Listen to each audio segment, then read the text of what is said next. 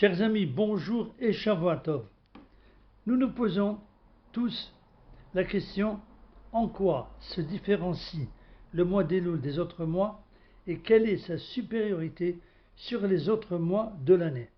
Le grand sage Rabbi Israël Salanter, pour le situer 1810-1883, nous dit: le reste de l'année doit être comme le mois d'Elul. Et cependant, Elul a un caractère spécial.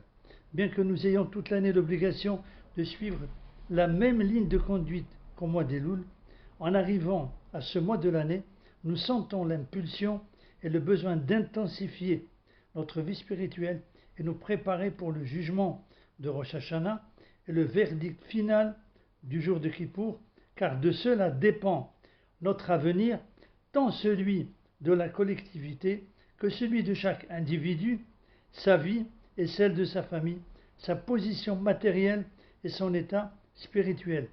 Tout l'avenir est enfermé en ces jours décisifs de l'année.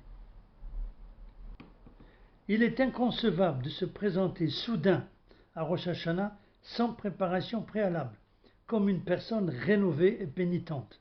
C'est seulement au moyen d'une préparation adéquate et d'un effort persévérant dans l'examen constant de sa propre conduite, et c'est avec le souci constant de se corriger, de s'améliorer, que l'on peut arriver à l'objectif fixé par les Yamim Noraim, c'est-à-dire les jours austères qui vont nous aider à bénéficier du pardon.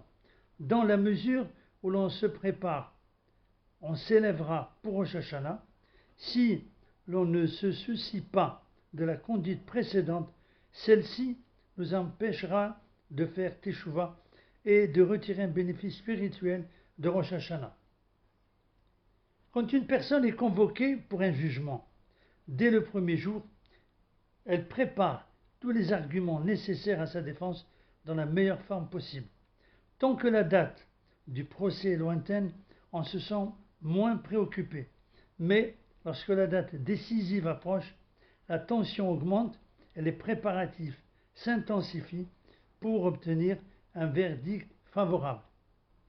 La différence entre le mois d'Elul et le reste de l'année est similaire.